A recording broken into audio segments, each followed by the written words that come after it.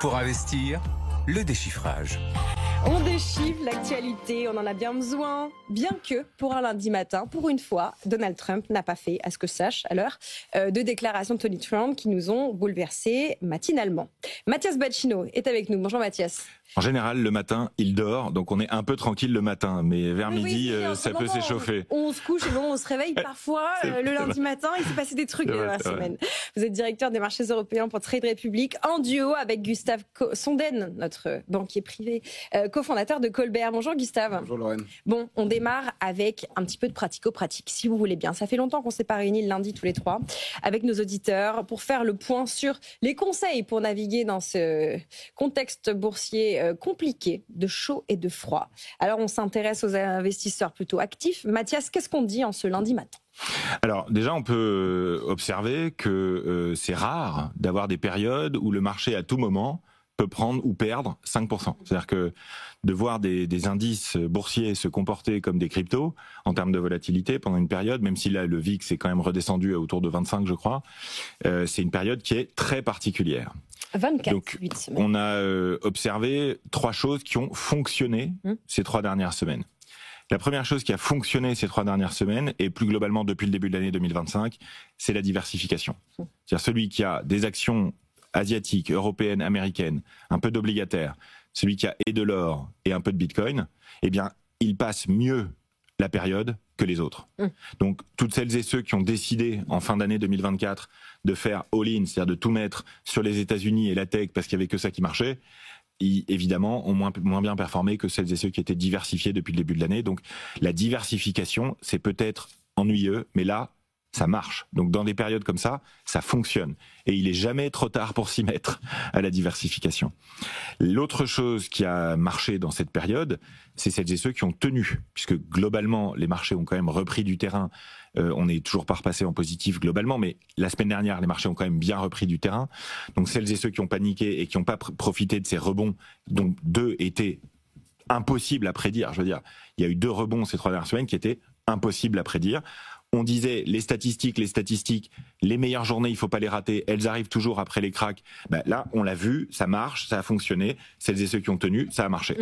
Et ensuite, pour les investisseurs actifs, il est évident que ce qui est en train de se passer va avoir des conséquences de moyen terme, au moins un peu. On rajoute pas 10% de droits de douane aux États-Unis sans que ça ait un impact réel sur l'économie. Pour l'instant, force est de constater que l'économie américaine a plutôt bien tenu. Force est de constater que la confiance du consommateur en France a tenu. Force est de constater que les résultats du premier trimestre n'ont pas encore été impactés, donc ils ont plutôt tenu. Néanmoins, la probabilité qu'il y ait une forme de rotation sectorielle dans les mois qui viennent est quand même réelle. Parce qu'il y a des entreprises malgré tout, il y a des secteurs, il y a même des pays qui vont d'une manière ou d'une autre souffrir de cette période.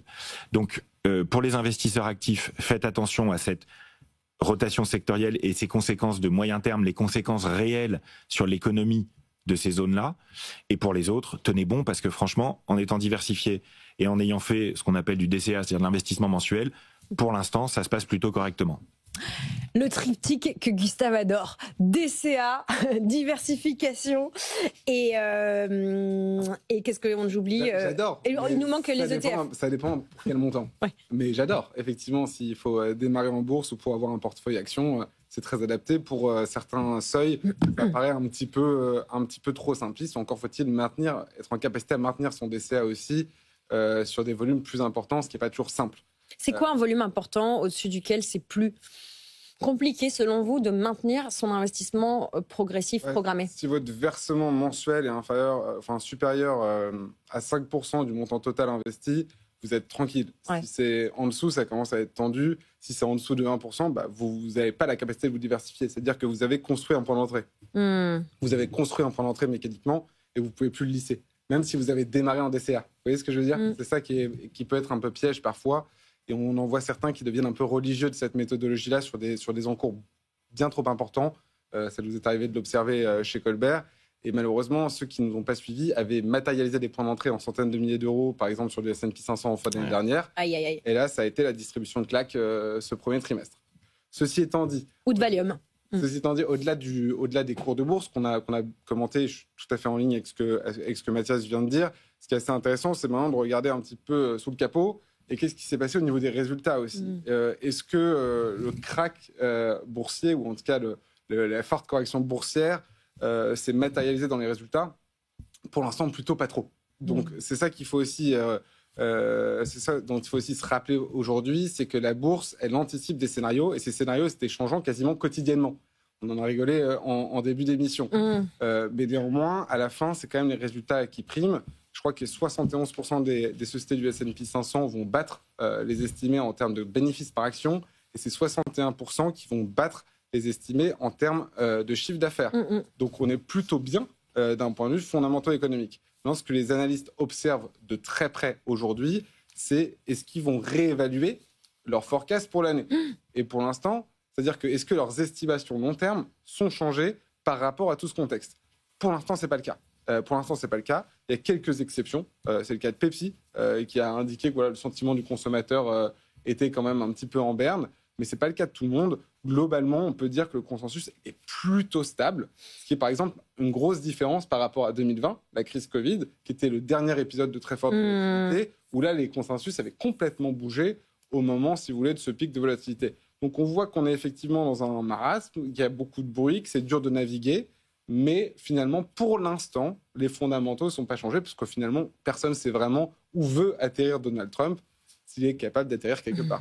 On est en période de tension, pour dire le moins. Les investisseurs ont tendance à aller chercher la confirmation de leurs inquiétudes, de leurs craintes de leurs craintes futures dans les résultats à chaud immédiat des entreprises. On est en pleine période de publication. La saison des résultats passe son plein. Qu'est-ce que vous surveillerez? Qu'est-ce que vous surveillez déjà cette semaine, Mathias? Là, on va avoir encore une belle salve de résultats dans les jours qui viennent. Entre autres, avec un prix du pétrole qui a été pas mal chahuté ces dernières semaines, on va avoir Total qui va publier, qui est importante évidemment pour la cote. Novartis, on va avoir Airbus aussi, important côté européen. UBS, bien sûr. Aux États-Unis, il y a quelques financières type Visa. Et puis, on continue sur les 7 peut-être ex-futurs magnifiques, on ne sait pas. Donc on avait eu évidemment Tesla et le choc de la semaine dernière. Là on va avoir Microsoft, Meta, Apple, que j'attends moi beaucoup, parce que je suis très très curieux de voir la qualité des résultats d'Apple après une période de moyen terme qui commence à être relativement difficile, on va dire. On va avoir Eli Lilly côté labo aussi. On avait Netflix qui m'a marqué moi ces 2 dernières semaines, qui avait publié d'excellents résultats. Évidemment Alphabet qui a tout cassé, comme diraient les jeunes, qui a très très bien fonctionné. Et puis Kering qui continue de décevoir maintenant depuis un bon moment. Sans vraiment avoir de perspective de sortie à court terme, qui était impacté aussi par les résultats plus difficiles que prévu d'LVMH. Donc beaucoup de secteurs importants pour les investisseurs particuliers et évidemment les 4 grosses tech américaines de cette semaine: Microsoft, Meta, Apple et Amazon. Apple qui pivote vers l'Inde, on en a parlé pas mal la semaine dernière. Et Kering, je fais un petit aparté dont on reparlera avec Eric Lewin dans le match des valeurs tout à l'heure. Il est à l'achat, mais vous verrez, c'est un achat contrariant. Gustave, côté entreprise, la saison de résultats qui continue, ça veut dire aussi encore plus de volatilité. Donc, qu'est-ce qu'on peut donner comme recommandation d'attitude ou de mindset, d'état d'esprit à ceux et celles qui nous écoutent? Plus de volatilité, mais aussi plus de visibilité. Donc, justement, c'est là qu'on va pouvoir voir les réels résultats des entreprises et les impacts associés à la politique de Trump. Donc, je disais tout à l'heure, PepsiCo, par exemple, qui révise à la baisse, c'est une entreprise de consommation. Donc, il se base sur l'indice des consommateurs. Parmi les Magnificent Seven, la plus proche d'une valeur de consommateur, c'est Apple, dont Mathias vient de parler, qui peut directement impacter le pouvoir d'achat des ménages, et dont la chaîne de production est de manière assez simple, c'est pas compliqué à interpréter, va être impactée, d'où la relocalisation de la production des iPhones, je crois, américains en Inde. J'ai pas mal d'auditeurs la semaine dernière qui m'ont écrit pour me demander si on connaissait la part que représentaient les États-Unis dans les ventes mondiales d'iPhone. Le chiffre le plus sûr que j'ai trouvé, c'est à peu près 1/4. Ok, donc c'est quand même pas rien. Et effectivement, dès lors que c'est des biens, on a quand même une faculté à le sizer, à estimer cette taille. En revanche, pour tout ce qui est des services, c'est un peu plus abstrait. Donc typiquement, moi, ce que j'ai entendu ce week-end sur Bloomberg, par exemple, c'est que Temu, Shein, c'est des milliards d'euros de publicité sur les réseaux sociaux et sur les moteurs de recherche américains. Donc là, on voit aussi que en fonction de ce que va être mis en place par le gouvernement chinois en termes de musique, pourquoi pas, mais de mesures également, de mesures contre, si vous voulez, la politique américaine, ça peut être assez pénalisant, y compris sur le volet serviciel. Donc voilà, je pense que ce qu'il faut regarder, c'est est-ce qu'on commence à voir dans les services, dans la facturation, notamment, dans le chiffre d'affaires publicitaire de ces GAFAM, est-ce qu'on commence à avoir des baisses de chiffre d'affaires ou pas? En termes de musique, il faudrait pas que la Chine se mette au thrash metal, quoi, parce qu'ils en ont la possibilité. Je rappelle qu'il y a une quinzaine d'années, ils avaient quand même interdit totalement les exportations de terres rares vers le Japon. Là, on voit que Tesla est quand même pour le moins dans ses petits souliers vis-à-vis des terres rares chinoises actuellement. On sait que l'Australie a décidé de la création d'une réserve de terres rares aussi. Oui. Donc il faudrait pas que la Chine s'agace trop du comportement de l'administration Trump. Donc cette négociation entre la Chine et les États-Unis n'a probablement pas encore réservé toutes ces surprises. On se change un peu les esprits en changeant de continent. Vous allez nous parler un tout petit peu de Javier Milei et du peso, Gustave. Ouais, j'aime bien, comme vous le savez. Effectivement, Javier Milei qui a encore surpris et choisi de casser quelque chose d'historique qui avait été mis en place en 2019, c'est-à-dire l'encadrement ou la fixation du cours du peso argentin. Pour pallier à une hyperinflation qui malheureusement touche ce pays depuis plus de 25 ans. Tous les économistes et notamment ses opposants politiques lui prédisaient un naufrage absolu. Et bien, surprise, le peso tient bon. Et donc ça, c'est une excellente nouvelle pour les Argentins qui vont potentiellement pouvoir se recréer une réserve de dollars, recréer aussi une capacité à importer de la devise et donc retrouver aussi du pouvoir d'achat à l'import, ce qui était quelque chose qui leur faisait cruellement défaut. Et par ailleurs, ça va aussi permettre de stabiliser les ménages qui étaient contraints de faire toutes les opérations structurantes patrimoniales en dollars. Je le rappelle, le peso, c'est une dévaluation de plus de 99% depuis 2000. Donc c'est vraiment l'exemple par excellence de ce que peut être l'inflation et à quel point ça peut nous appauvrir, presque caricatural. Là, en l'occurrence, on voit que les mesures fortes, parfois choquantes de Milei, commencent à porter leurs fruits. Ça, c'est pour le coup vraiment une bonne nouvelle pour les Argentins, indépendamment de toute considération politique. Un dollar américain qui achète à peu près 1168 pesos argentinos. Oui, c'est ce pari de la libéralisation du peso. Mathias, ça vous inspire quelque chose ? Ouais, ce qui est certain, c'est que les grandes zones économiques et politiques du monde vont avoir et ont probablement actuellement des questions assez structurantes à se poser.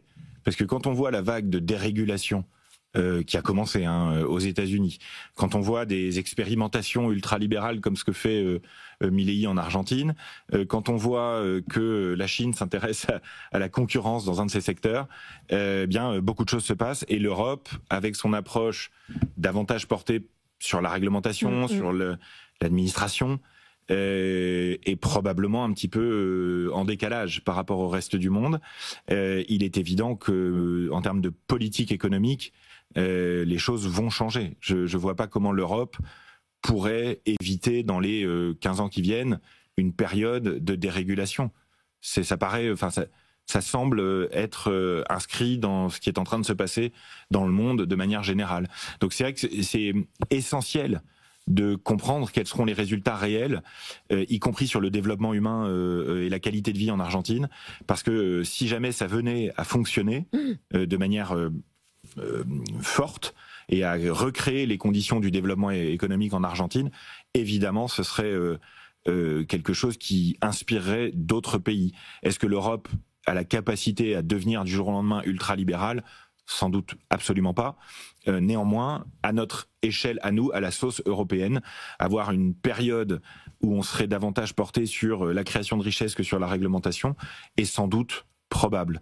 Est-ce que c'est souhaitable ? Il suffit d'écouter les entrepreneurs et leur avis sur la bureaucratisation de l'Europe pour savoir que sans doute, de notre côté, nous sommes allés peut-être un petit peu trop loin du côté de la réglementation et du poids administratif porté sur les entreprises. Déréguler l'Europe, ça n'est pas une expression qui devrait faire trop peur. Vu toute la régulation qu'on a, on enlevait un petit peu, ce serait peut-être un petit peu d'air frais.